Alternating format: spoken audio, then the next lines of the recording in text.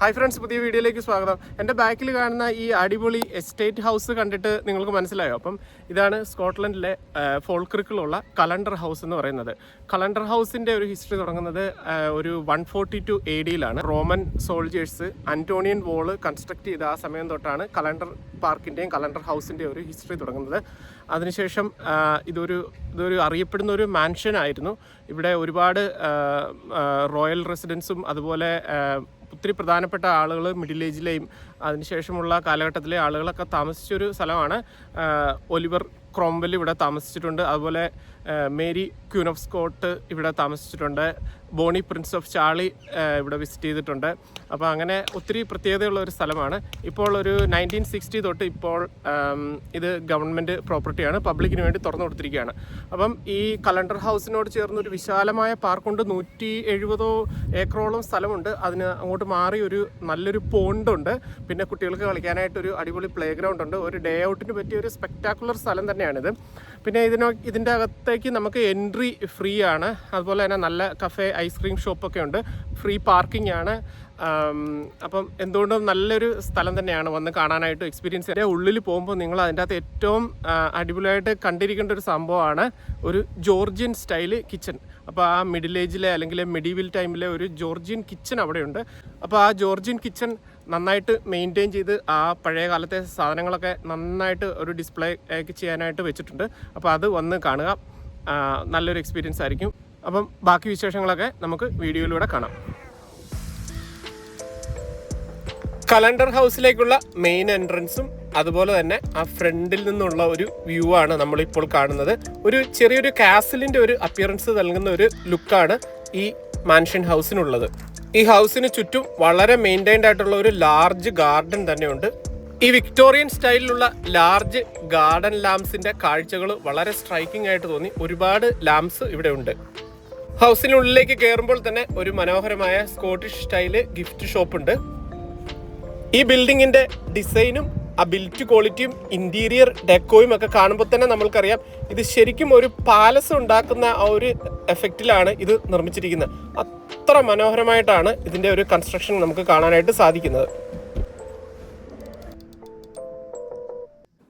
Calendar house കാണാൻ വരുമ്പോഴത്തേക്കും ഒരു കാരണവശാലും ഈ ജോർജിയൻ സ്റ്റൈല് കിച്ചൺ മിസ് ചെയ്യരുത്. ഇതൊന്നും കാണണം കേട്ടോ, അടിപൊളി സംഭവമാണ്. മിഡിൽ ഏജിൽ നിർമ്മിച്ച ഒരു ജോർജിയൻ സ്റ്റൈല് കിച്ചണാണ് ഇപ്പോൾ നമ്മൾ കാണുന്നത്. ഇതിലും മനോഹരമായ വലിയൊരു കിച്ചൺ ഞാൻ റീസെൻ്റ്ലി കണ്ടത് സ്റ്റെർലിംഗ് കാസിലിനകത്തായിരുന്നു. അത് ഒന്ന് കാണേണ്ടത് തന്നെയാണ്. സ്റ്റെർലിംഗ് കാസിലിനകത്തുള്ള മെഡീവൽ കിച്ചൺ ഒരു ലാർജ് കിച്ചണാണ്. ഇതൊരു കാസിൽ ആയതുകൊണ്ട്, എന്നാൽ ഇതൊരു മാൻഷൻ ഹൗസ് ആയതുകൊണ്ട് അത്ര വലിയ കിച്ചൺ അല്ലെന്ന് മാത്രം.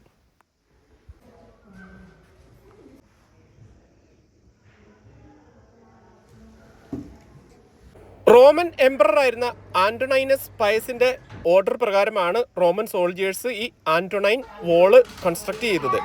ഏൻഷ്യന്റ് സ്കോട്ട്ലൻഡിന്റെ വേറൊരു പേര് കലഡോണിയ എന്നായിരുന്നു. അപ്പോൾ കലഡോണിയൻസിന്റെ ഒരു ശല്യം ഉണ്ടാകാതിരിക്കാനും അവർ ഇംഗ്ലണ്ട് ഇൻവേഡ് ചെയ്യാതിരിക്കാൻ വേണ്ടിയാണ് ഈ റോമൻ എംപറർ ഇങ്ങനെ ഒരു വോൾ ഇവിടെ പണിയാനായിട്ടുള്ള കാരണം. അതുപോലെ തന്നെ റോമൻസ് പണിത മറ്റൊരു വോളാണ് ഹെഡ്രിയൻ വോള്. നമ്മളിപ്പോൾ കാണുന്നതാണ് ക്യാബേജ് പാച്ച്. ഇതിന്റെ സ്റ്റോറി എന്താണെന്നറിയോ? വിശന്നു വലഞ്ഞ ഒരു സ്ത്രീ രാത്രി കാലങ്ങളിൽ ഇഴഞ്ഞ് ഒരു ക്യാബേജ് തോട്ടത്തിൽ കയറി അവിടുത്തെ ക്യാബേജ് എല്ലാം കടിച്ചു തിന്നുമായിരുന്നു. അപ്പോൾ അവിടെ ഉണ്ടായിരുന്ന ഗാർഡ്സ് ഓർത്തിരുന്നത് ഇത് ഇൻസെക്ട്സോ ആനിമൽസോ എന്നൊക്കെയാണ്. പിന്നീടാണ് മനസ്സിലായത് ഇതൊരു സ്ത്രീയാണ് ചെയ്തിരുന്നതെന്ന്. അപ്പോൾ ഇത് ഡെക്കറേറ്റ് ചെയ്തിരിക്കുന്നത് യൂസ്ഡ് റൈഫിൾ കാട്രിഡ്ജും പിന്നെ പ്ലാസ്റ്റിക് ക്യാബേജും കൊണ്ടാണ്. അപ്പോൾ അങ്ങനെ ഒരു വളരെ വ്യത്യസ്തമായ ഒരു കാഴ്ച ഇന്നിവിടെ കാണാനായിട്ട് സാധിച്ചു. ഇൻഡസ്ട്രിയൽ റവല്യൂഷന്റെ കാലം മുതൽ ലോകത്തിന് വേണ്ട ഏറ്റവും മഹത്തായ കണ്ടുപിടുത്തങ്ങൾ നടത്തിയൊരു രാജ്യമാണ് സ്കോട്ട്ലൻഡ്. ഗ്രീനോക്കിൽ ജനിച്ച സ്കോട്ടിഷ് സിറ്റിസണായ സർ ജെയിംസ് വാട്ട് ആണ് സ്റ്റീം എഞ്ചിൻ കണ്ടുപിടിച്ചത്. അതുപോലെ ഒരുപാട് കാര്യങ്ങൾ ഇവരുടെ ഈ മ്യൂസിയത്തിൽ നമുക്ക് കാണാൻ പറ്റും. ഇപ്പോൾ നമുക്കൊരു പഴയ കാലത്തെ ഒരു പ്രിന്റിംഗ് പ്രസ്സും കൂടെ കാണാനായിട്ട് സാധിക്കും.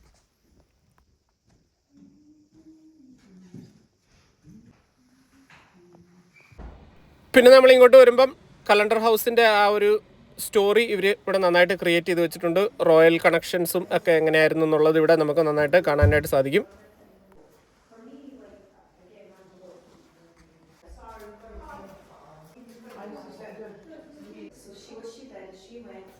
ഇംഗ്ലീഷ് സിവിൽ വാറിന് ശേഷം രാജഭരണമൊക്കെ അവസാനിച്ചു. ഒലിവർ ക്രോംവെൽ ആയിരുന്നു പിന്നീട് ആ ഒരു ഭരണം മുന്നോട്ട് കൊണ്ടുപോയത്. അപ്പം അദ്ദേഹം ഇവിടെ വന്നിട്ടുണ്ടായിരുന്നു. അപ്പോൾ അദ്ദേഹത്തിൻ്റെ ഒരു പിക്ചർ നമുക്കിവിടെ കാണാം. നമ്മളിപ്പോൾ കാണുന്നത് കലണ്ടർ ഹൗസിൻ്റെ ബാക്കിൽ നിന്നുള്ള ഒരു വ്യൂ ആണ്. വളരെ മനോഹരമായ ഒരു ഗാർഡൻ ബാക്കിലുമുണ്ട്, 4 സൈഡിലും ഗാർഡനാണ്. ഇത് കലണ്ടർ ഹൗസിൻ്റെ സൈഡിൽ നിന്നുള്ള ഒരു വ്യൂ ആണ്. സ്കോട്ട്ലൻഡിലെ ഇന്നത്തെ വെതർ എന്ന് പറയുന്ന ഒരു 27-28 വരെ ചൂടുണ്ടായിരുന്നു. അപ്പം നല്ല ഒരു എക്സ്പീരിയൻസ് ആയിരുന്നു ഇന്നത്തെ ഔട്ടിംഗ് എന്ന് പറയുന്നത്. ഫോൾക്കിർക്ക് ഏരിയ എന്ന് പറയുന്നത് ഒരുപാട് മലയാളി സുഹൃത്തുക്കൾ താമസിക്കുന്ന ഒരു സ്ഥലമാണ് ഫോൾക്കിർക്ക്. ഇവിടെ നമുക്ക് തൊട്ടടുത്തുള്ളത് റോയൽ ഫോർത്ത് വാലി ഹോസ്പിറ്റലാണ്, NHS സ്കോട്ട്ലൻഡിൻ്റെ അണ്ടറിലുള്ള. അപ്പോൾ അവിടെ ഒരുപാട് നേഴ്സസ് വർക്ക് ചെയ്യുന്നുണ്ട്. അതുപോലെ തന്നെ കുറച്ച് ബ്രാൻഡഡ് കെയർ ഹോംസിൻ്റെ ബ്രാഞ്ചസും പ്രൈവറ്റ് ആയിട്ടുള്ള ഇൻഡിവിജ്വൽ ഓണർഷിപ്പിലുള്ള കെയർ ഹോംസും ഒക്കെ ഫോൾക്കിർക്കിലുണ്ട്. ഇവിടുത്തെ നമ്മുടെ മെയിൻ ടൗണ് സ്റ്റെർലിംഗ് ഷെയർ ആണ്. അപ്പം അങ്ങനെ ഒരുപാട് മലയാളികൾ വന്ന് സെറ്റിൽ ചെയ്തിരിക്കുന്ന ഒരു സ്ഥലം കൂടിയാണ് ഫോൾക്കിർക്ക്. ഇനി നമുക്ക് കലണ്ടർ ഹൗസിൻ്റെ തൊട്ടടുത്തുള്ള ആ ഒരു പോണ്ട് കാണാം, അല്ലെങ്കിൽ ഒരു ചെറിയ ലോഹ് പോലെയാണ് ഇരിക്കുന്നത് കേട്ടോ.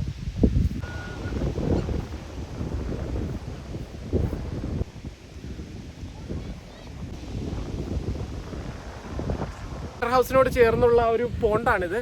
നമ്മൾ പറയത്തില്ലേ, നമ്മുടെ ഒന്നും ജനറേഷനൊന്നും അല്ല. നമുക്ക് പണ്ട് കാലത്തെ ആൾക്കാരെന്ന് പറഞ്ഞു കഴിഞ്ഞാൽ ഭയങ്കര ബ്രെയിൻ ഉള്ളവരായിരുന്നു കേട്ടോ. ഭയങ്കര ബ്രെയിൻ ഉള്ളവരെ പറയാതിരിക്കാൻ പറ്റത്തില്ല. ആ ഒരു ഇൻറ്റഗ്രിറ്റി എന്നുള്ള ഒരു വേർഡ് ശരിക്കും കീപ്പ് ചെയ്തത് പണ്ടത്തെ ആളുകളാണ്. നമ്മുടെ ഒരു ജനറേഷനൊന്നും ആയിരിക്കില്ല. ഇപ്പോഴത്തെ ജനറേഷനൊന്നും ഒട്ടുമില്ല. ഇൻറ്റഗ്രിറ്റി എന്താണെന്ന് എനിക്ക് തോന്നുന്നില്ല ഇവർക്ക് അറിയാവോന്ന്.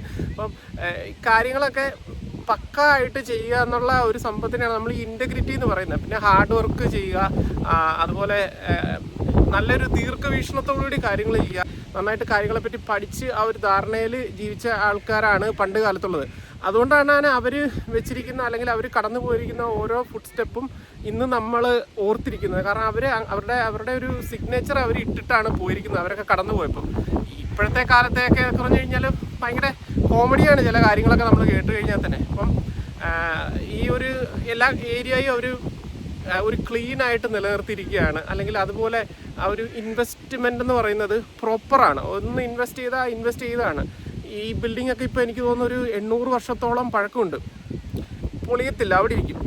നമ്മളിപ്പോഴത്തൊക്കെ പണിയുന്ന ബിൽഡിങ്ങുകൾ കണ്ടിട്ടില്ല, ന്യൂ കൺസ്ട്രക്ഷൻസ് ഒക്കെ, പുതിയ വീടുകൾ മേടിച്ചിരിക്കുന്ന ആളുകൾ കംപ്ലൈൻറ്റ് ചെയ്യുന്നത് വീട് മേടിച്ച് താമസിച്ചിട്ട് 1 മാസത്തിനുള്ളിൽ അതിൽ നിന്ന് വാട്ടർ ലീക്കും അങ്ങനത്തെ ഒരുപാട് പ്രശ്നങ്ങളൊക്കെയാണ് പുതിയ തരം കൺസ്ട്രക്ഷൻ. എന്നാൽ പഴയ കാലത്തെ കൺസ്ട്രക്ഷൻസ് ഒക്കെ കണ്ടോ, ഒരു കുഴപ്പം വരത്തില്ല. 1000 വർഷങ്ങളൊക്കെ വരെ ഒരു ബിൽഡിംഗ് ഒക്കെ നിൽക്കും, ഒരു കുഴപ്പമില്ല. ചെറുതായിട്ടൊന്ന് മെയിൻറ്റെയിൻ ചെയ്ത് കൊടുത്താൽ മതി.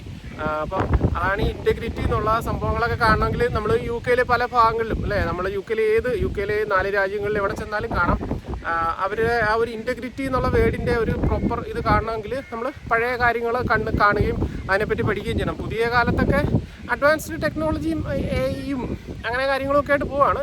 പക്ഷേ ഇൻറ്റഗ്രിറ്റി കാണണമെങ്കിൽ വലിയ ബുദ്ധിമുട്ടാണ്. നമുക്ക് ആ പോണ്ടിൻ്റെ ഒരു ക്ലോസ് വ്യൂ ഒന്ന് നോക്കാം.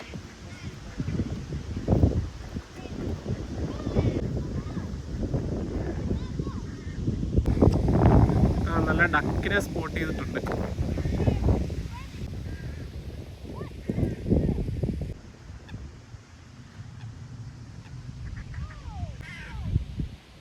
സ്കോട്ട്ലൻഡിൻ്റെ നാച്ചുറൽ ബ്യൂട്ടി അല്ലെങ്കിൽ പ്രകൃതി ഭംഗി എന്നതിനെപ്പറ്റി ഞാൻ പ്രത്യേകിച്ച് പറയണ്ട. എല്ലാവരും പറഞ്ഞ് നമ്മുടെ എല്ലാ വീഡിയോസിലും പ്രകൃതി ഭംഗി, നാച്ചുറൽ ബ്യൂട്ടി ഇത് തന്നെയാണ് അങ്ങ് മിക്സായിരിക്കുന്നത്.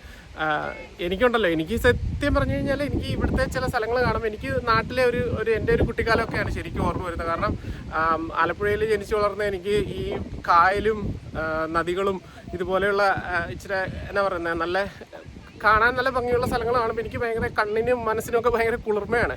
അതുപോലെ തന്നെ ഈയിടെ സ്കോട്ട്ലൻഡിൽ വന്ന ഒരു ഫാമിലിയായിട്ട് സംസാരിച്ചപ്പോൾ അവർ മൂന്നാറിൽ നിന്ന് വന്നവരാണ്. അപ്പം അവർ പറഞ്ഞത് അവർക്ക് സ്കോട്ട്ലൻഡ് ആദ്യം വന്നപ്പോഴത്തേക്കും മൂന്നാറിൽ അവരുടെ നാട്ടിൽ പോയ ഒരു അതേ ഫീലിംഗ് ആയിരുന്നു. ആ ഒരൊറ്റ കാരണം കൊണ്ടാണ് അവർ UK വേറൊരു ഭാഗത്തു നിന്ന് സ്കോട്ട്ലൻഡിലേക്ക് മൈഗ്രേറ്റ് ചെയ്തത്. കാരണം അത്രയ്ക്കും മനോഹരമായ ഒരു രാജ്യം എന്ന് പറഞ്ഞാലോ പറഞ്ഞു തീർക്കാൻ വാക്കുകളില്ല. കാരണം എല്ലാ വീഡിയോയിലും ഇത് തന്നെയാണ് ഞാൻ പറയുന്നത്. പക്ഷേ നമ്മൾ ശരിക്കും ഇഷ്ടപ്പെടും.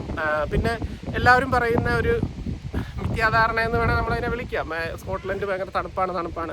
നമ്മളെപ്പോഴും സ്കോട്ട്ലൻഡിൻ്റെ വെതറും ഇംഗ്ലണ്ടിൻ്റെ വെതറുമായിട്ട് ഞാൻ എല്ലാ ദിവസവും കമ്പയർ ചെയ്യും. അപ്പം നമുക്ക് തോന്നുന്നത് വിൻ്റർ ടൈമിൽ ഒരു 2-3 ഡിഗ്രി തണുപ്പ് ഇവിടെ കൂടുതലായിരിക്കും ചില ദിവസങ്ങളിൽ.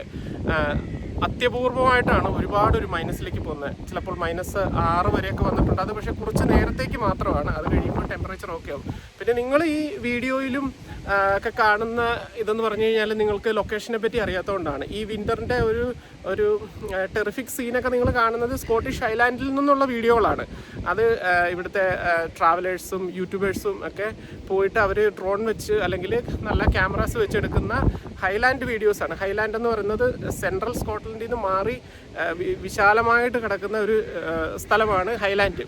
അപ്പോൾ അവിടെ എന്ന് പറഞ്ഞു കഴിഞ്ഞാൽ അവിടെ വിസ്കി ഉണ്ടാക്കുന്ന ഡിസ്റ്റിലറീസും അവിടെ കൃഷിസ്ഥലങ്ങളും എന്നാ പറയുന്നത് നമ്മുടെ അങ്ങനത്തെ കാര്യങ്ങൾ മാത്രമായിട്ട് കിടക്കുന്ന ആൾതാമസം ഇല്ലാത്ത സ്ഥലങ്ങളുണ്ട്. അത് അവിടെ നിന്നുള്ള വീഡിയോസ് കാണുമ്പോൾ നിങ്ങൾ ഓർക്കും ഇവിടെ എന്തോ ഐസ് കൊണ്ട് മൂടി കിടക്കുന്ന ഒരു രാജ്യമാണെന്ന്. അങ്ങനെയൊന്നുമല്ല.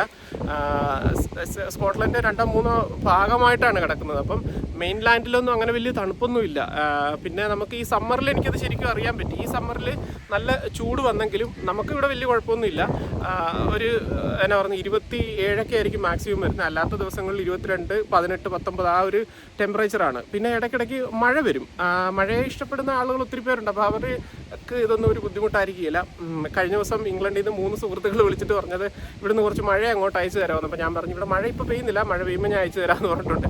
കാരണം അതുപോലെ അസഹനീയമായ ചൂട് അവിടെയുണ്ട്. കാരണം പോപ്പുലേഷൻ കൂടുതലാണ്, ബിൽഡിങ്ങുകൾ കൂടുതലാണ്. ഇവിടെ നേരെ ഓപ്പോസിറ്റാണ്. അപ്പം നിങ്ങൾ ഈ വിൻ്ററിൻ്റെ ഒരു ടെറിബിൾ സീൻ കാണുന്നത് ഹൈലാൻഡിൽ നിന്നുള്ള വീഡിയോ ആണ്. അപ്പം അത് നമുക്ക് ജിയോഗ്രാഫി അറിയാൻ വയ്യാത്തതുകൊണ്ട് നമ്മൾ തെറ്റിദ്ധരിച്ച് പോകുന്നതാണ്. വീഡിയോ ഇവിടെ തീരുകയാണ്. അപ്പം വീഡിയോ നിങ്ങൾക്ക് ഇഷ്ടപ്പെട്ടെന്ന് വിചാരിക്കുന്നു. ചാനൽ സബ്സ്ക്രൈബ് ചെയ്ത് ഫോളോ ചെയ്യുക. അപ്പോൾ അടുത്ത വീഡിയോയിൽ നമുക്ക് ഉടനെ തന്നെ വീണ്ടും കാണാം. അപ്പോൾ ടേക്ക് കെയർ, ബൈ ബൈ.